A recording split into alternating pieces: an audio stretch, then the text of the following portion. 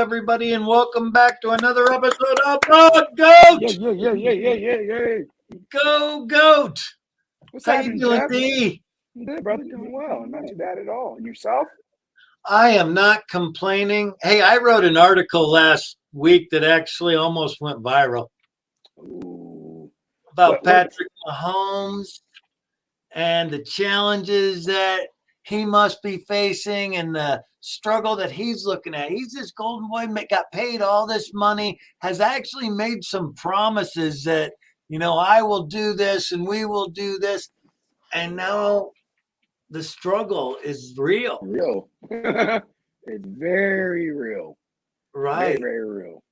So, I can't imagine what he's going through. I looked at Simone Biles and the pressure she had on her and the world watching. This is kind of the same kind of situation. Not that he's struggling mentally or anything, but he's got pressure on him like very few athletes. Yeah, especially in this town, especially after winning and especially after flopping.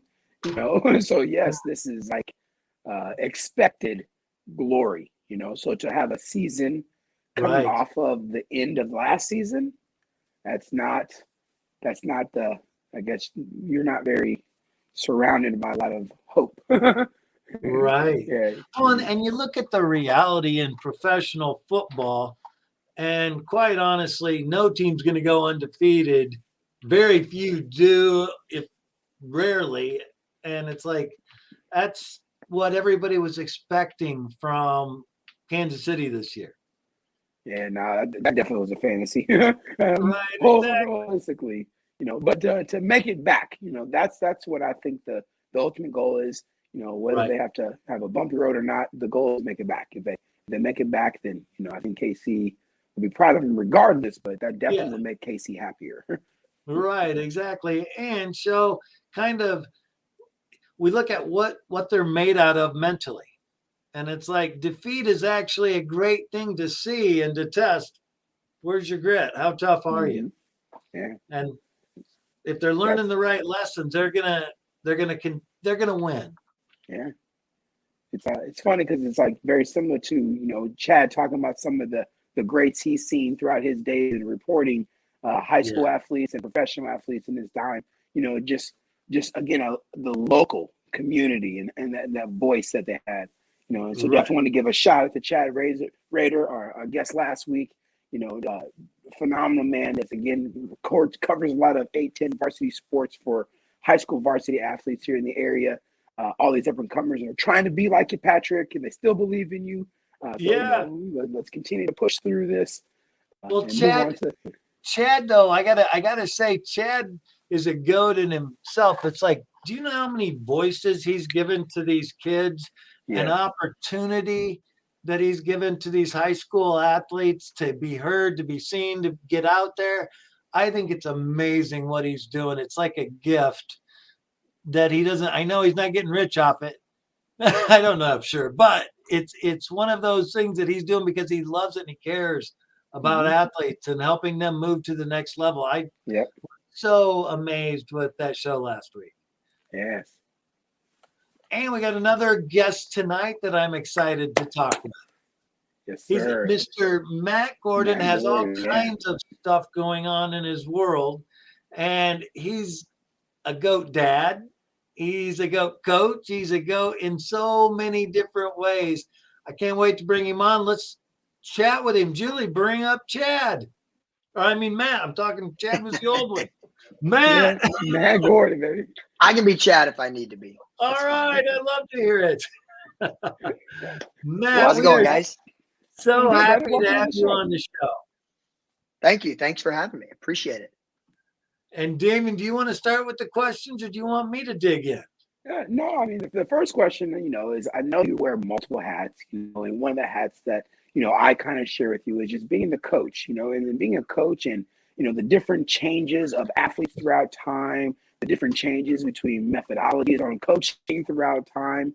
Kind of give us just a little bit of your experience and what you kind of bring to the table as far as being that coach of these up and coming young goats. Yeah. Wow. So let's talk about the progression of coaching, uh, being less of a, hey, can you provide a different take on your own experience to these kids when I started to, Right. you're a teacher now. You're a teacher. And Right. the reason I say that you're a teacher, I might have thought of myself as a teacher back when I started coaching, but I mean it as a profession. I mean it as a dedication. I mean it as a deeper study to be a Yeah. better teacher. I mean it as it adapts to how we all had to change in teachers. My dad's a teacher, by the way. All had to adapt during COVID Oh to yeah. Yes. become better at, ultimately the job of a teacher and coach is meeting your kids' needs.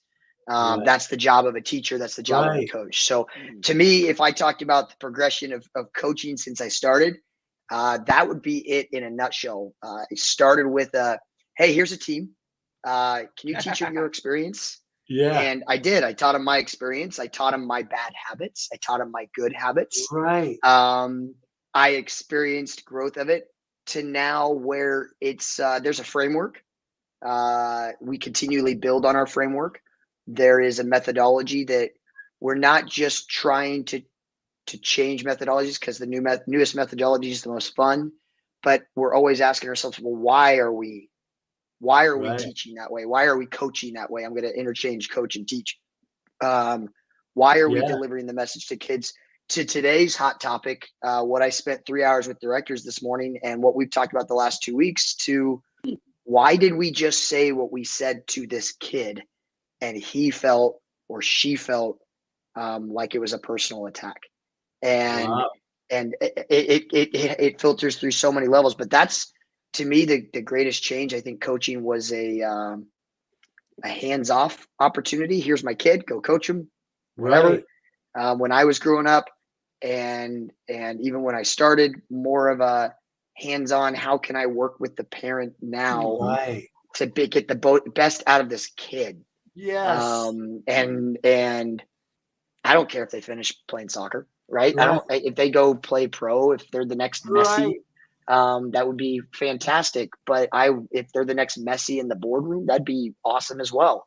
Exactly. And if they're the next, uh, Alex Morgan that's out there, an awesome mom. Forget that she's a soccer player; she's an Right. awesome mom, right? Yes. Right. We want So successful Matt, adults you're out of our going kids. deeper. You're I'm going going deep with deeper. my response, man. Yes. And this is like, and here's one of the things, Matt, that I work with a lot of coaches, and I have throughout my career.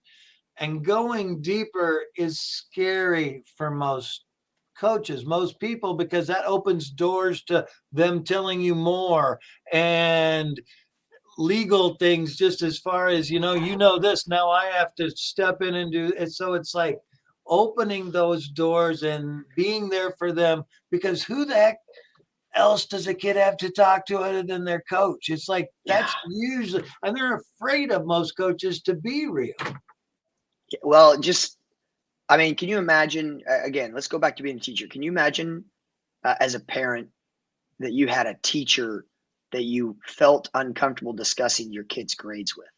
Right. And that's where we're at in some Right. elements of the coaching world. And I don't want to harp on all the negative, that's where I say we are at a point where the athletes, and I will continue to stand up and say it's our awesome female athletes that have brought this to the forefront, Yeah. probably because they are the most abused.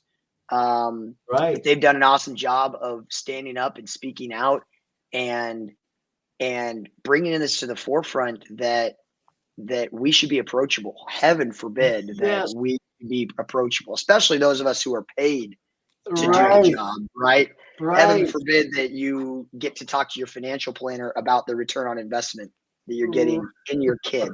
Right. Right? Coaches should be approachable, and that's, Yes. yeah. I mean, it goes into a lot of realms there. But you mentioned opening doors. Mhm. Man, my first educational experience was a bit of a scary one because I was being challenged to look at why I did what I did. Let's keep going back to that. I wasn't being, at the time I interpreted it as, why are you doing this wrong? Yeah. Um, Yeah. but I had a great educator in that sense. And he helped me realize, no, I want you to understand why you're doing what you're doing.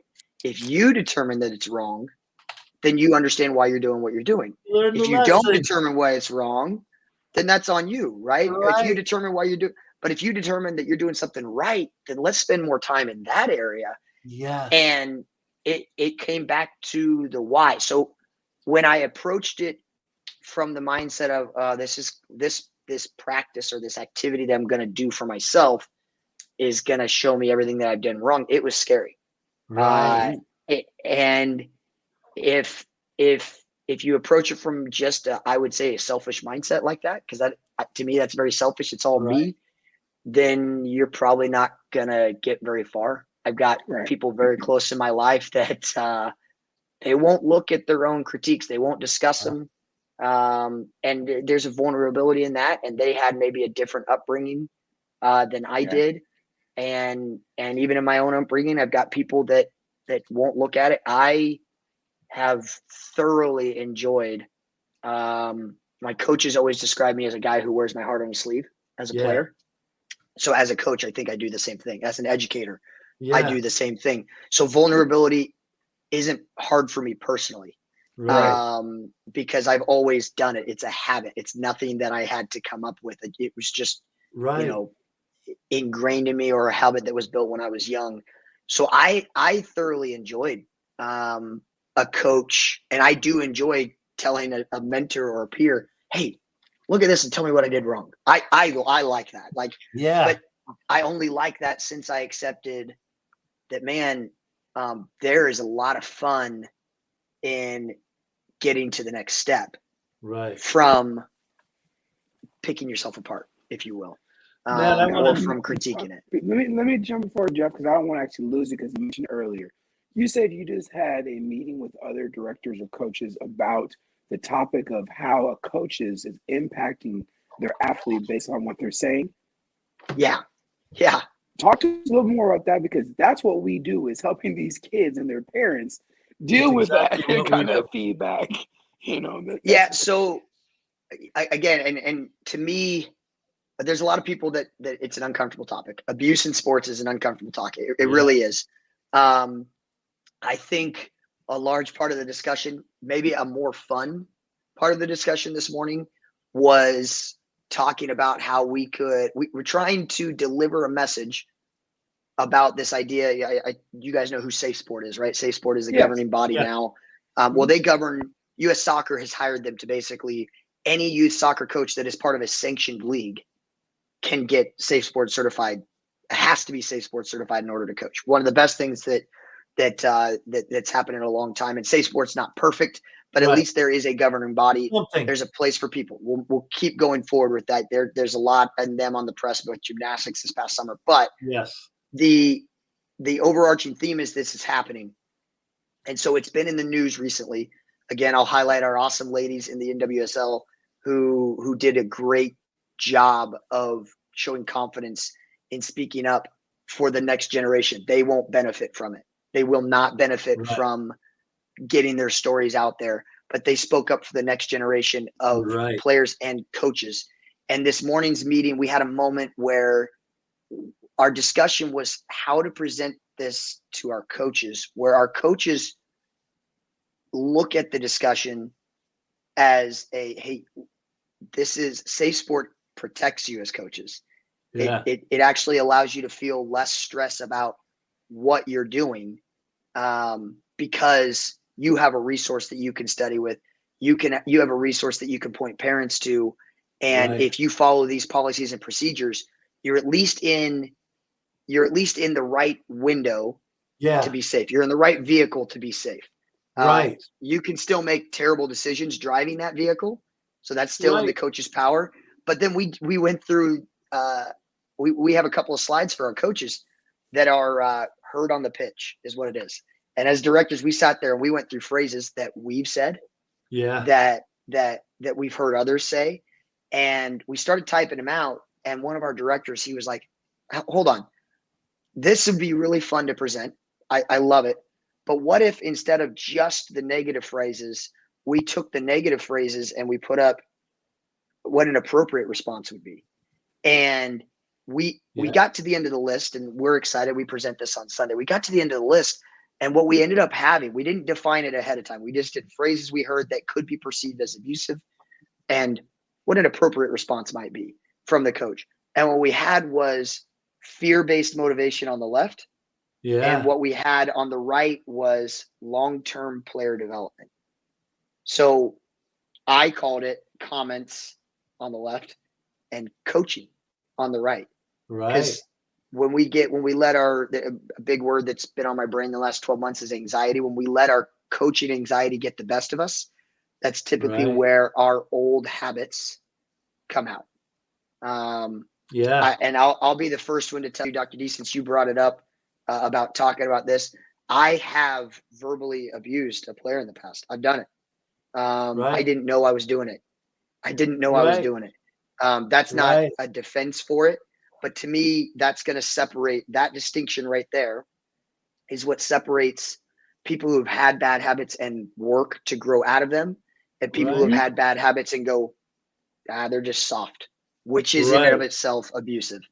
And that was the meat and bones of the meeting this morning, was not just talking about the abuse, but how do we deliver that message where we make our coaches feel safe in what they're doing? Because that's the side of the equation that rightfully so gets less conversation, 100% rightfully so. But if our coaches are going to develop players, show tough love while developing players, show tough love that needs to be there while developing players, how can they do it and feel safe? Because if they don't feel safe, they will not be as effective. Just like if our kids and our parents don't have safety and trust in us, they can't be in the best mindset for development. That's exactly true, because they're not being genuine. They're saying the canned response that I'm supposed to give, and we got to get out of that. Coach speak. Yeah, we call that coach speak. When a player responds with what we want them to say, it's coach speak. It ain't player speak, it's coach speak. And it does open up coaches to vulnerability, but in the great big picture, aren't we wanting to be there for the kids? And we are the ones that, like I said, what other adults can a kid talk to? That I look at my history with my coaches, and it's like they were the closest people to me in my life. One of them named his son after me. I mean, I look at that was so powerful. Yeah. But nowadays I talk to a lot of coaches, and it's like, I can't go there with them. I don't want to get in trouble. I can't ask them, are you safe at home? Are you getting enough to eat? Are you, those kinds of questions, because I don't know what to do if they say, no, somebody's touching me. No, my dad hits me. Yeah. And that's the other part of it. I don't want to say easy ones. They're not easy ones.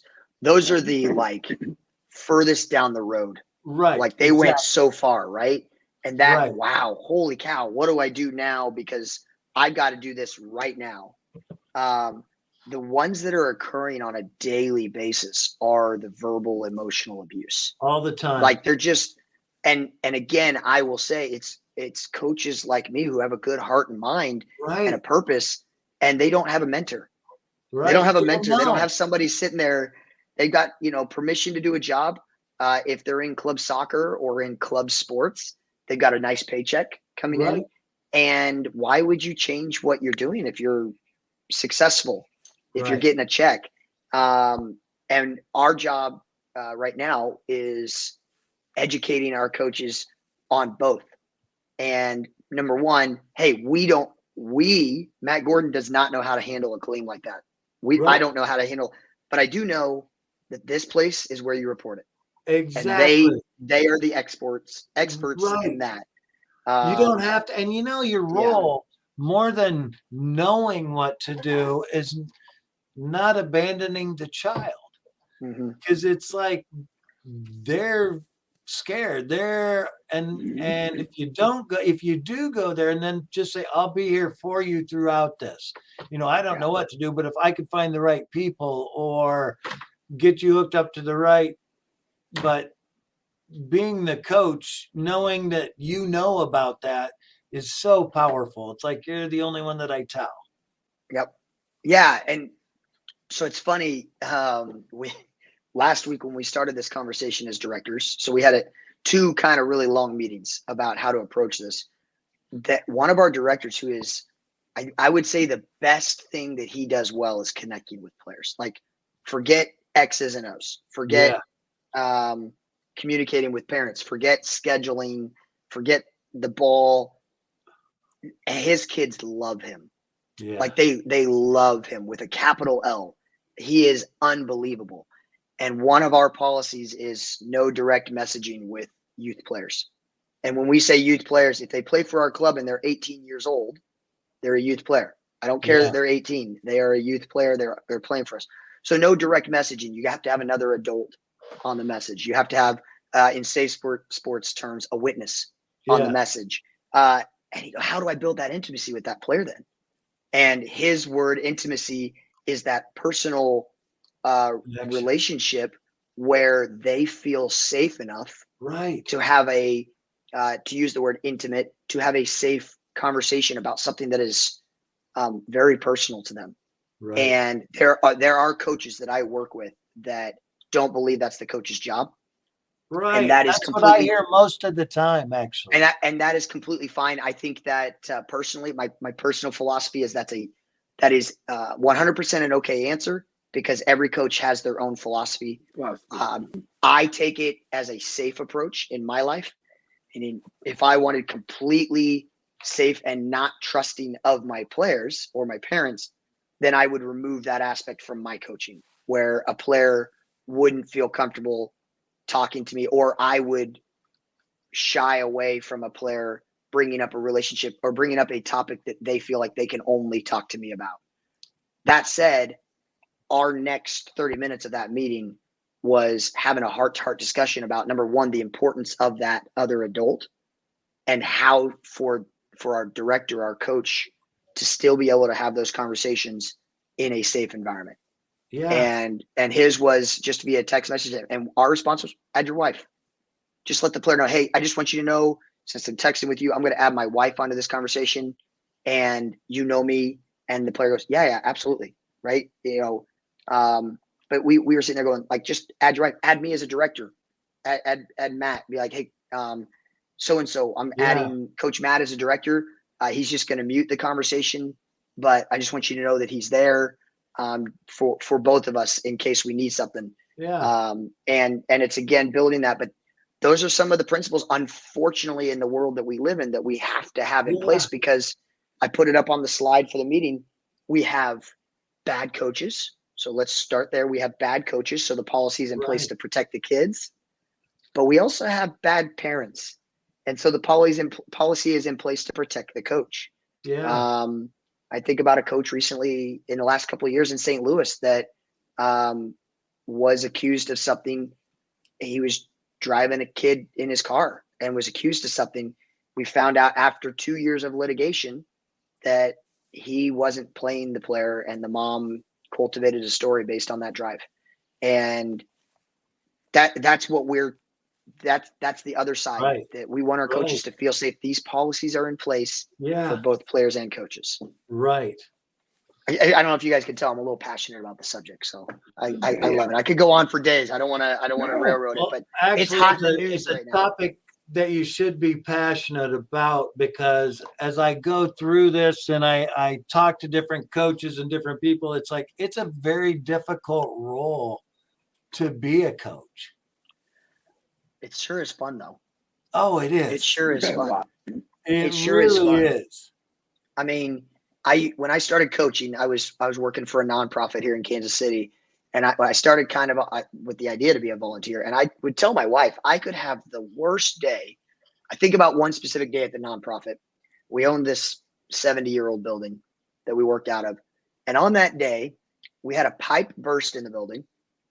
We discovered mold as a result of that pipe bursting, and we lost funding from a grant. So, like, for the nonprofit, it was And I Yeah. went and ran a practice with probably one of the worst teams I've ever had the privilege of coaching in my 13 years of coaching.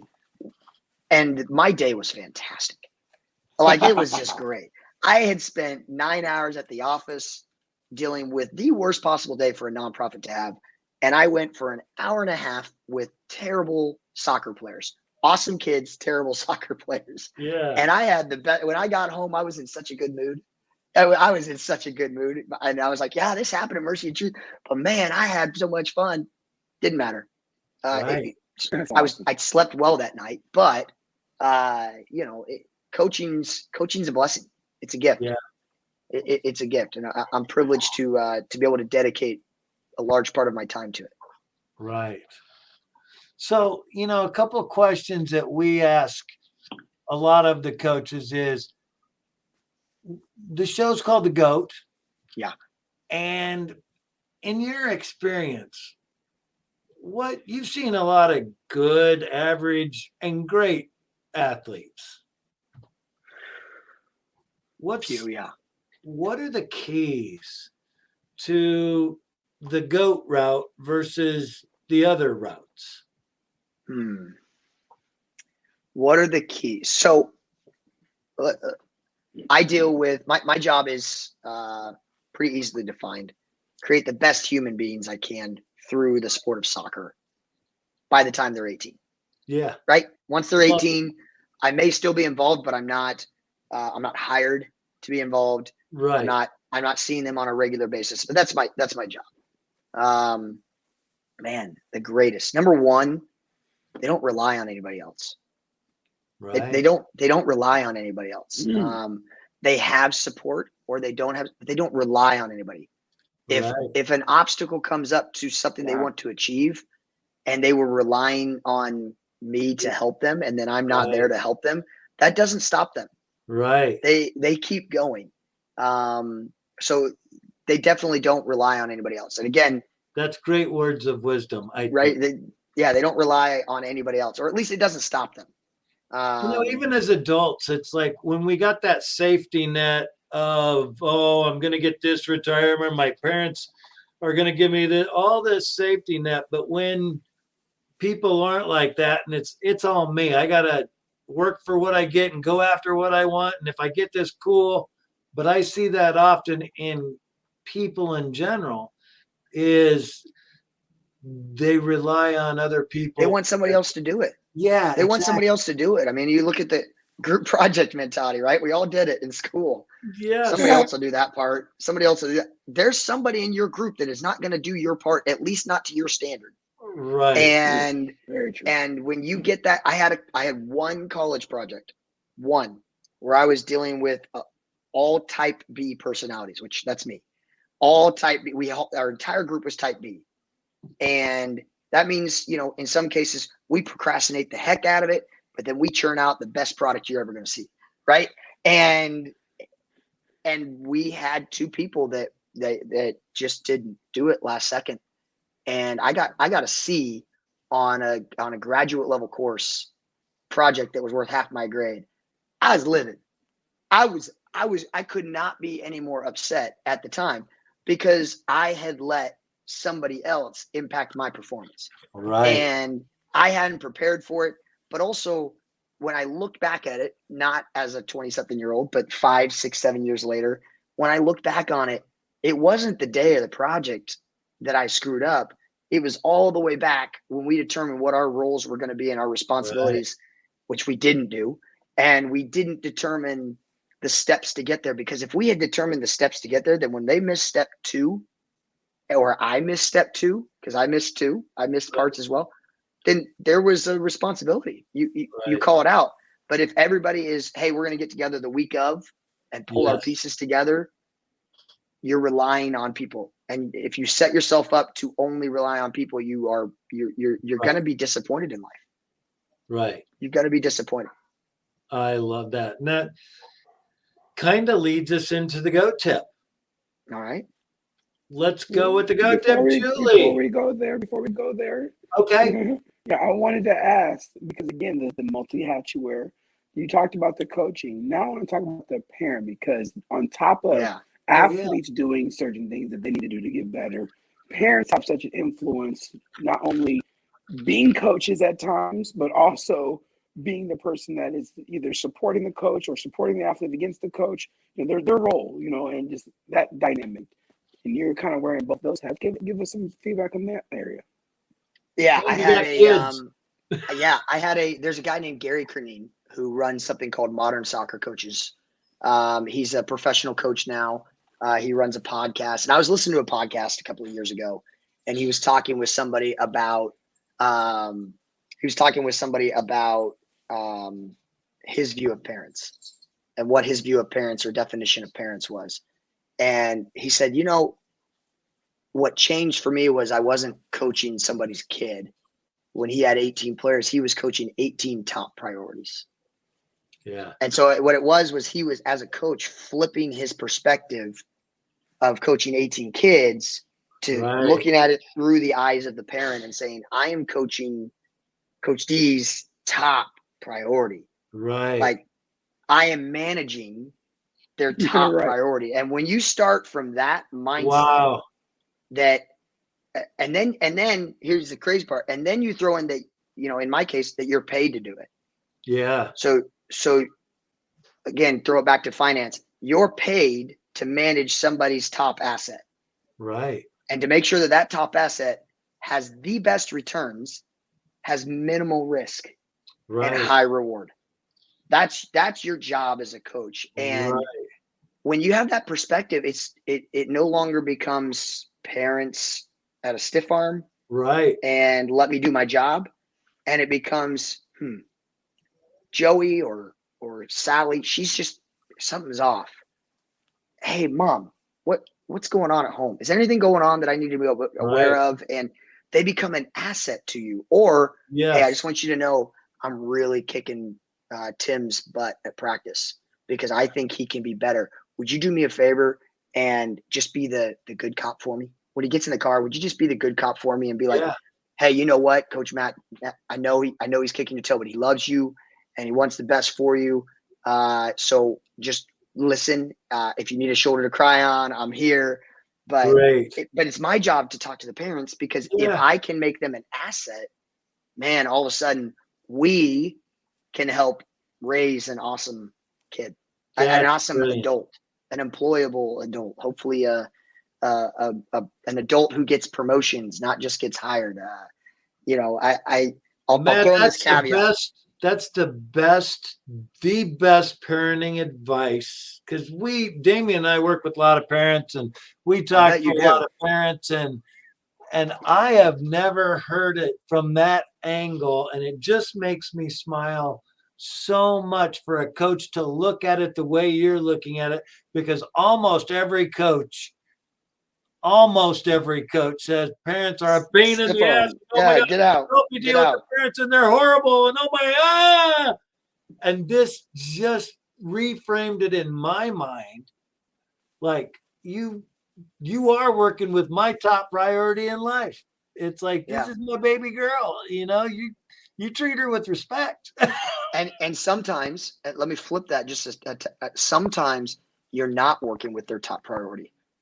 And how does that adjust what you do? Right. We should go back to the intimacy. Sometimes you're working with a young man whose dad does not come because he's playing a foot fairy sport.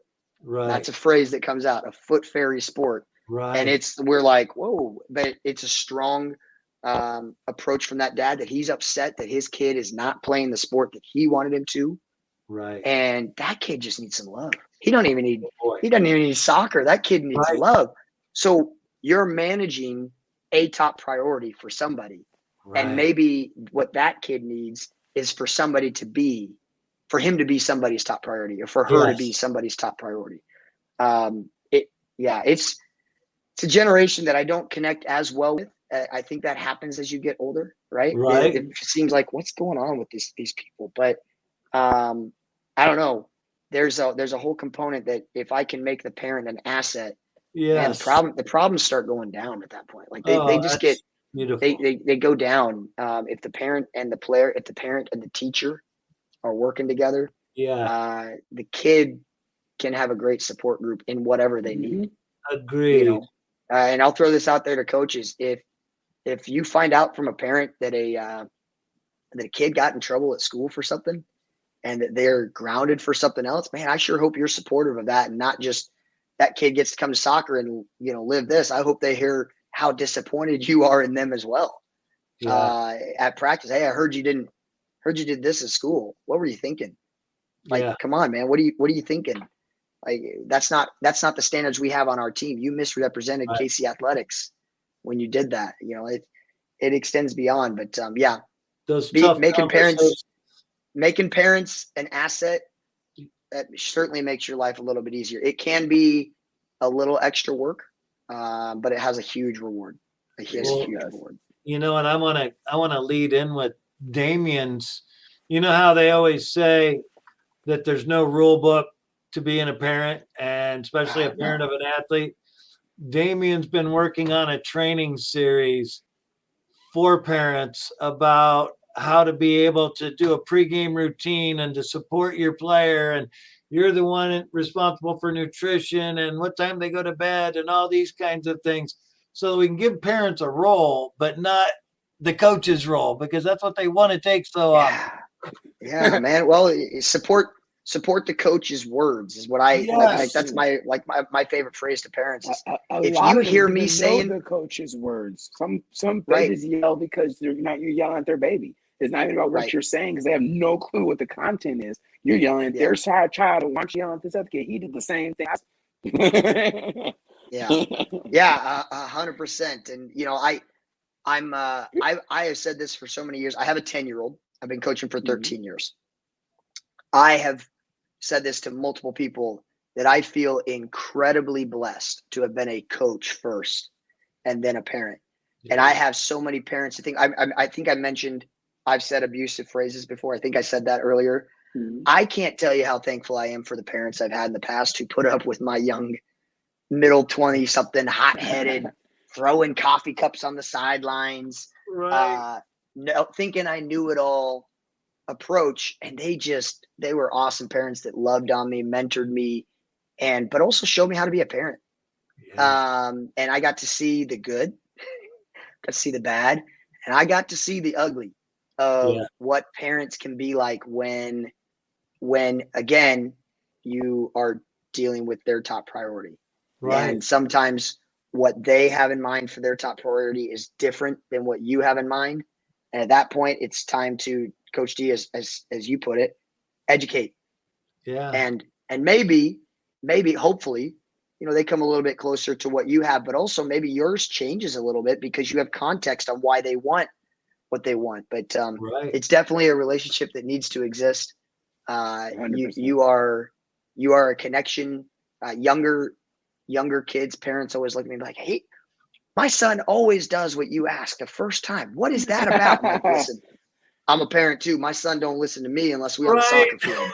If we're on the soccer field, he knows if he doesn't do it, the team's in trouble, so he better do it. For some reason at home, Right. he pushes every button I got. I don't know what to tell you. But all of a sudden, I realized my kid must be great for his teacher, because I mean, he's terrible for me. He Right. must be great for his teacher. So case in point, I don't praise his coaches and teachers anymore. I just know that he's just different for you.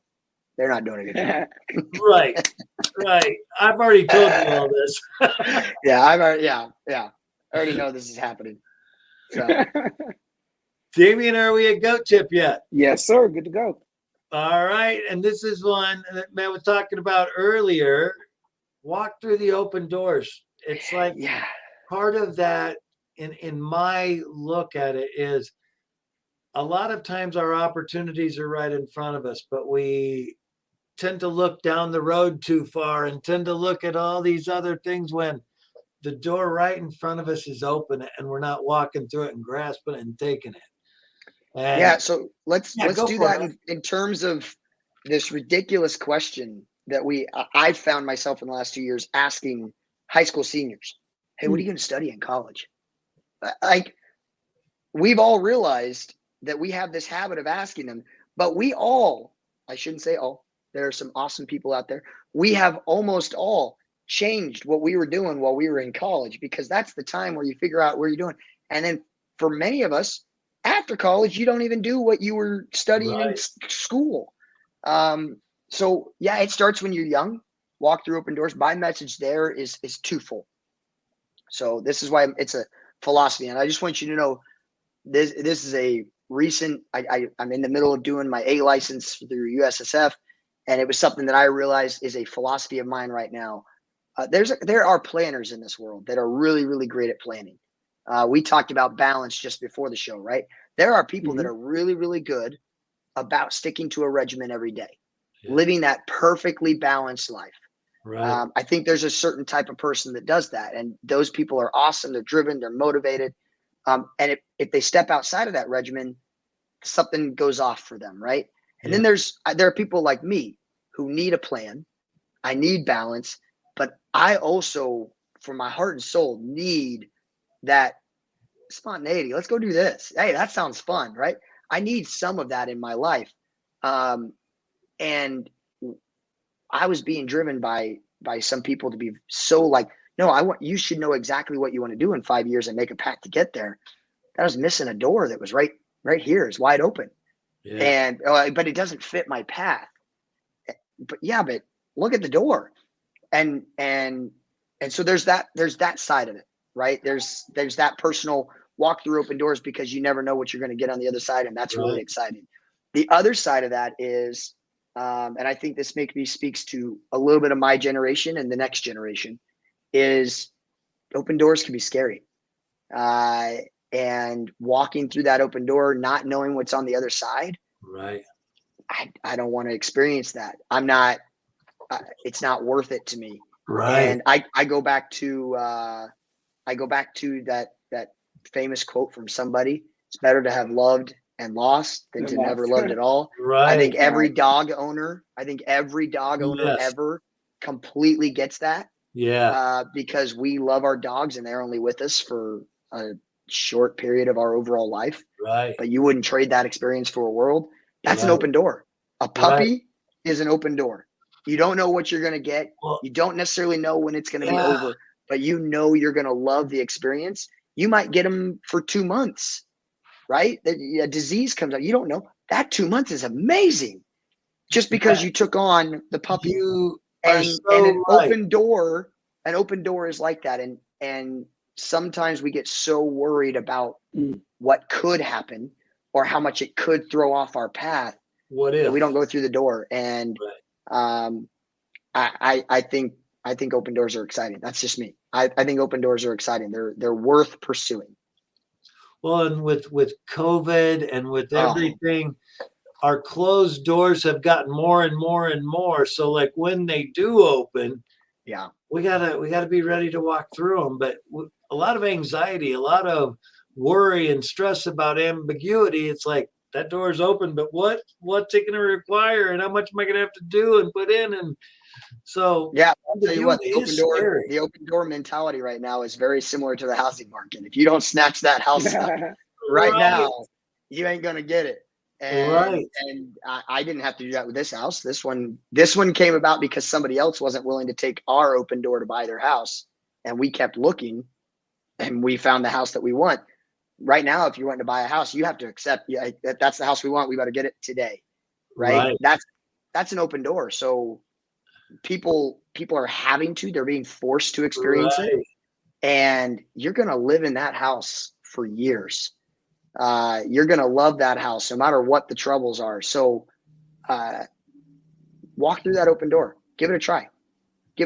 Don't ignore the open doors because you see a door 5 years from now that might open. Exactly. It might open. Try the one that's open right now. See what it gets you. Exactly. It's like jump. Yeah. Jump. Yes. I love that. Matt, I want to thank you for being on our show. You've been wonderful and a wealth of knowledge, and I learned a lot. I'm so very excited. A different way of looking at parents and how to include them instead of deal with them. We want to bring them into this world and use them instead of, oh God, how do I deal with the parents? Right. Because that's all I ever hear from coaches. I can't I can't take, I'd be remiss if I didn't talk about the fact that I've had really good mentors, and I've gotten to this place in my own development because I've walked through open doors.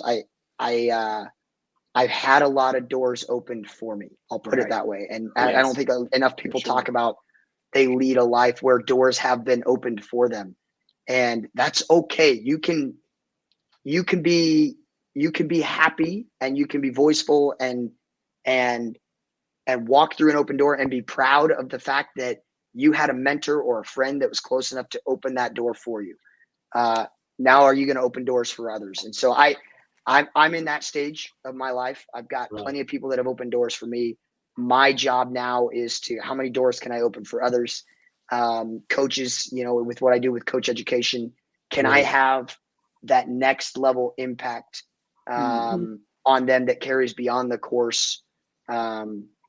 With my kid, with my son who plays soccer, I am constantly challenging him. He has his mother's personality, which if I haven't even talked about my awesome wife, but we are complete opposite ends of the spectrum.